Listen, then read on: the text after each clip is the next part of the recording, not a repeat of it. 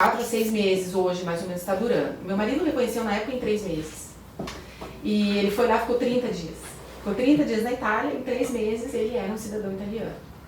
Mas aí isso, claro, varia de caso a caso, né? A outra maneira de você reconhecer a cidadania é via judicial.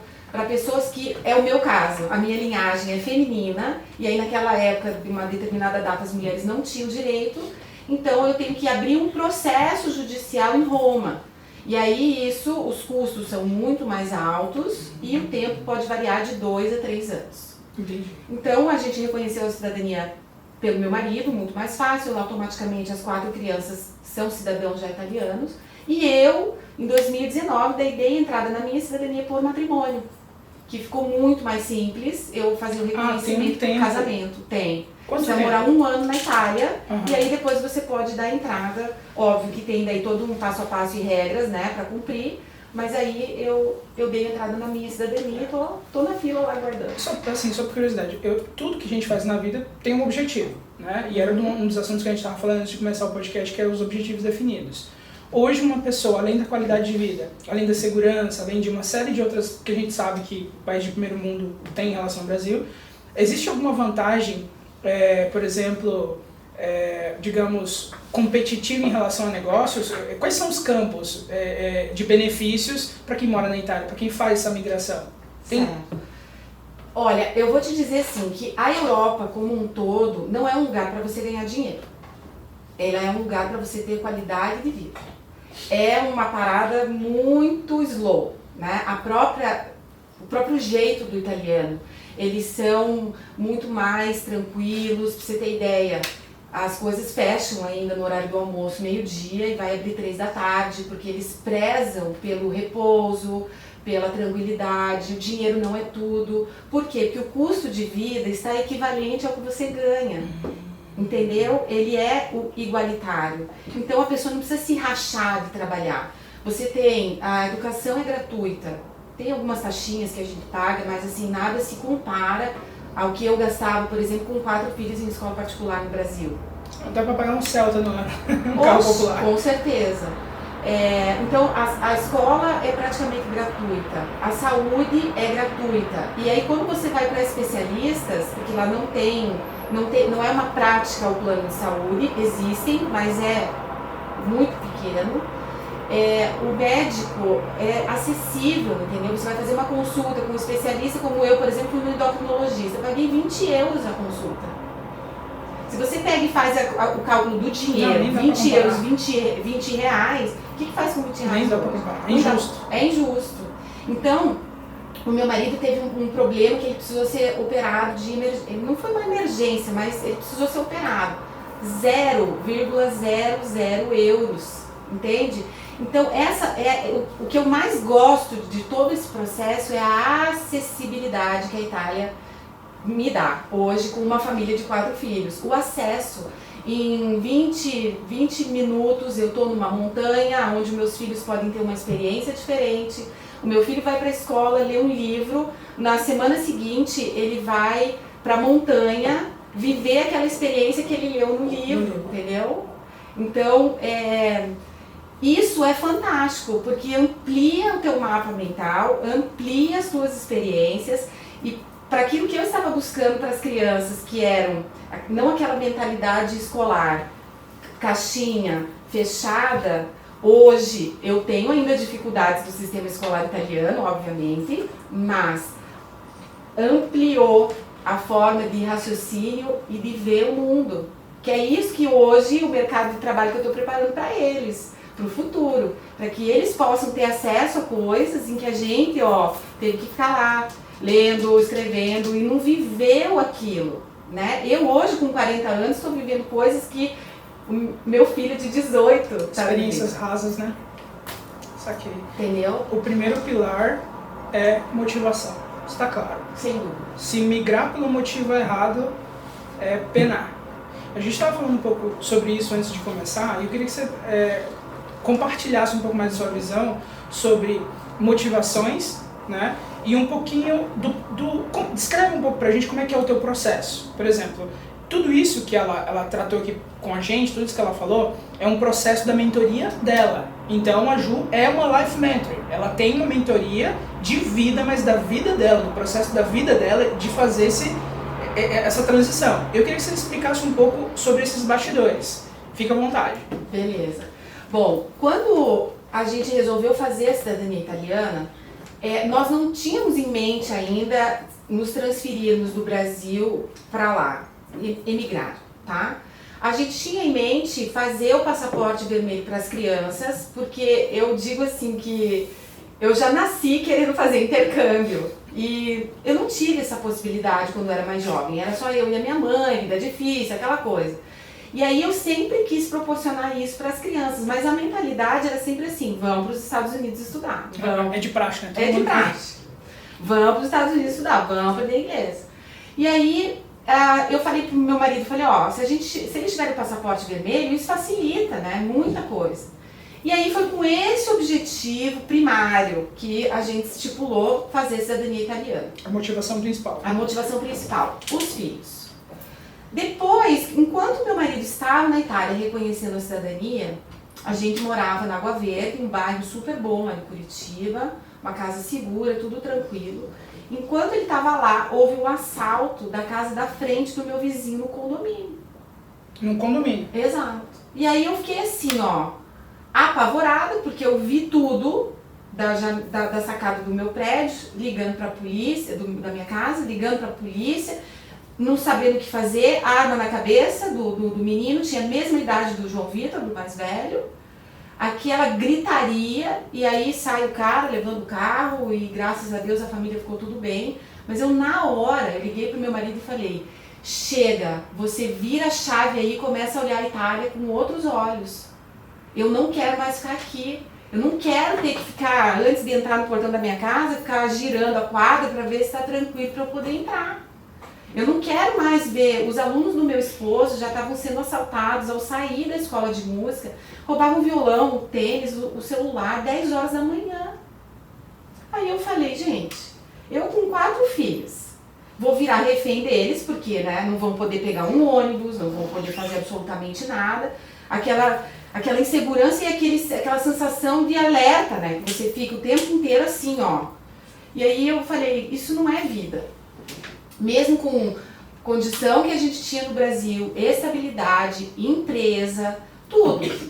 Eu falei, não quero mais. E aí o processo começou ali. E tudo isso eu tô contando no meu livro que estou lançando amanhã aqui em São Paulo. Depois a gente fala mais disso. Enfim, e aí partindo desse ponto, foi que a gente decidiu olhar com um outro foco a Itália. E aí o meu marido começou a fazer conexões lá, porque né, a gente não conhecia ninguém, e foi fazendo conexões e tal, e quando ele voltou, ele disse, vamos fazer um plano? Falei, vamos fazer um plano.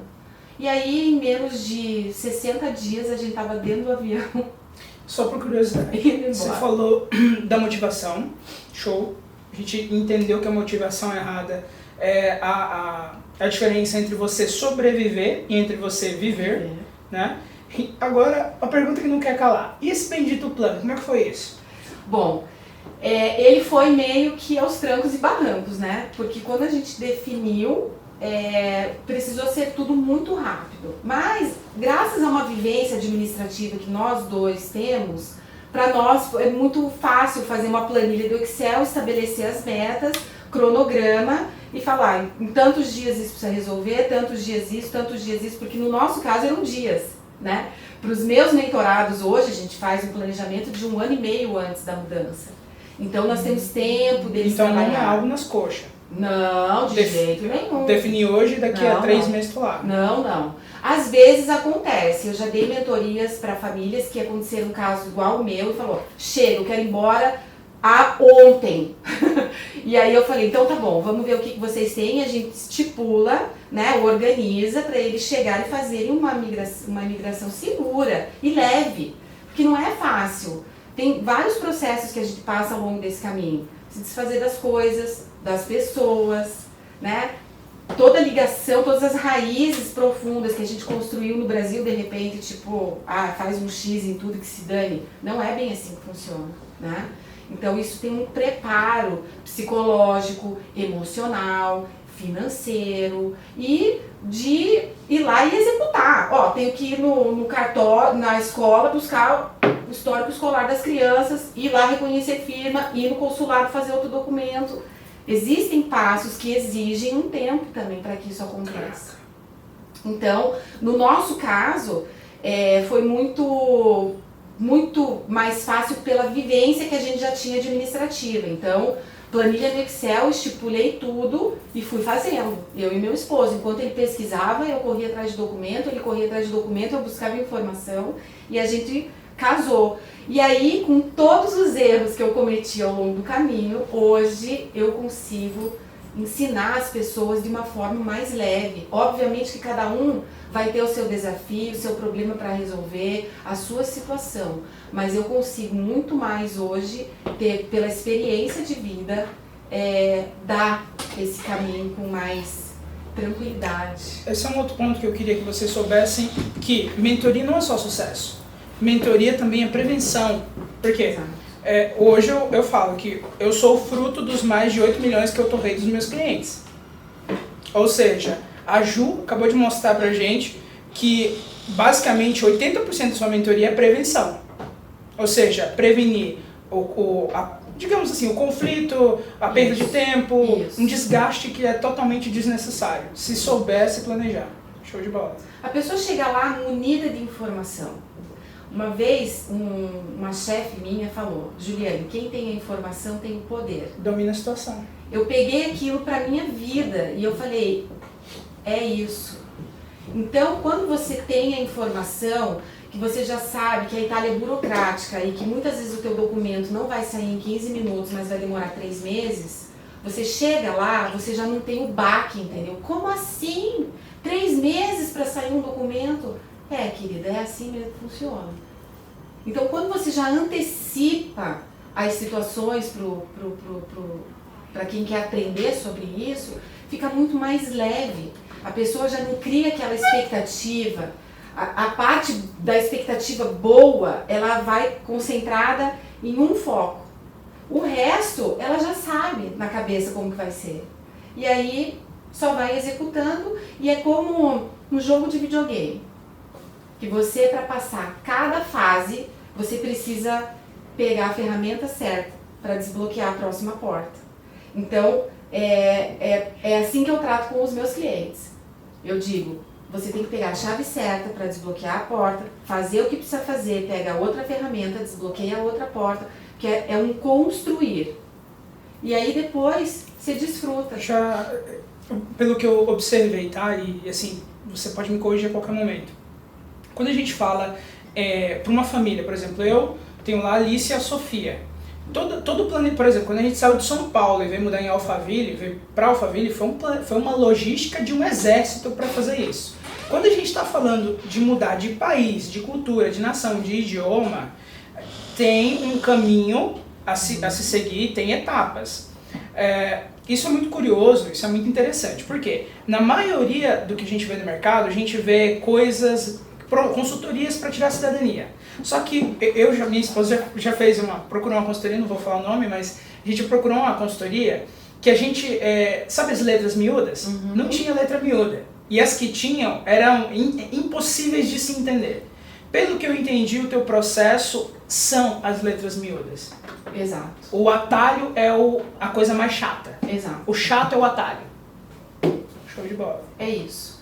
E esse transferimento está baseado em 3 pilares muito importantes. O primeiro, prepare o teu psicológico, teu emocional. Segundo, tenha dinheiro.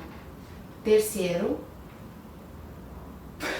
esqueci. Não tem problema. Só por curiosidade, quando você fala em ter dinheiro, pelo que eu entendi... Não, desculpa, vamos lá. Primeiro, prepare o teu psicológico e teu emocional. Segundo, tenha dinheiro. O terceiro, fale a língua. A maior barreira hoje, 75% das pessoas voltam de um processo migratório porque não conseguem se comunicar. Não conseguem interagir na cultura, não conseguem entrar no país, ficam vivendo num mundinho ali brasileiro, comendo arroz e feijão, ao invés de desfrutar tudo aquilo que a Itália ou o país para onde ela vai emigrar pode oferecer. Então, a comunicação é um fator chave na mudança. Você mudou falando a mesma língua, certo? Sim. Agora você imagina você sair do Brasil para qualquer lugar do mundo e você não fala. Lascou. Lascou. Você vai chegar num lugar lá, vai pedir um documento, não sabe nem como é que fala. Aconteceu isso comigo, Rony. Como o nosso planejamento foi muito rápido, não deu tempo, a gente fez 1 mês de cursinho de italiano. E muito mequetrefe. Quando cheguei lá, o Google Tradutor que salvou minha vida. Nos primeiros meses de matrícula de escola, a minha filha, a Júlia tá aqui, ó, pra contar. Ela apanhava todos os dias de uma coleguinha racista. E falava, sua brasiliana de merda. Chutava a porta do banheiro quando ela ia fazer xixi. Um monte de coisa aconteceu. E como que eu fui na secretaria da escola lá falar? Pensa, Google Tradutor falando que nem uma retardada, não conseguia nem me posicionar. O que eu podia fazer? Sair no tapa com a mãe da menina do lado de fora da escola? Você entende? Então a comunicação, cara, é primordial. Se você tiver dinheiro e se você não souber se comunicar, você não tem nada. Não tem nada. Porque o dinheiro não paga isso. Aliás, pode pagar um intérprete, vamos dizer. Mas até quando? Quem aprende não depende. Caraca. Poderoso, hein? Poderoso. Me conta um pouquinho aqui. Você falou da parte do ter dinheiro. Culturalmente, nós brasileiros, eu vou falar a gente como povo geral, tá? Mas geralmente quando o brasileiro migra é porque tem alguma coisa errada nas finanças, tem alguma coisa errada na segurança dele, ou tem alguma coisa errada na vida dele como um todo. As motivações são sempre motivações de mudar de vida no país que ele vai. Então hoje, geralmente, o brasileiro migra para países que sejam Portugal, Estados Unidos, né? Por exemplo, teve um caso horrendo da minha cidade, de uma brasileira que morreu recentemente lá nos Estados Unidos, que foi deixada com fome. Uau. Era da minha cidade, eu conhecia, era enfermeira, cuidou de mim algumas vezes, de mim e dos meus irmãos, e foi um caso horroroso. Então, ou seja, motivação errada. E no que você está me dizendo, não é algo para fazer com segurança, sem um preparo financeiro. Fala um pouco sobre isso. Exato. Quando a gente fala assim, mudei de país, todo mundo tem um motivo para isso. Eu gosto de falar que é importante que a pessoa esteja ativada para aquilo. Porque a motivação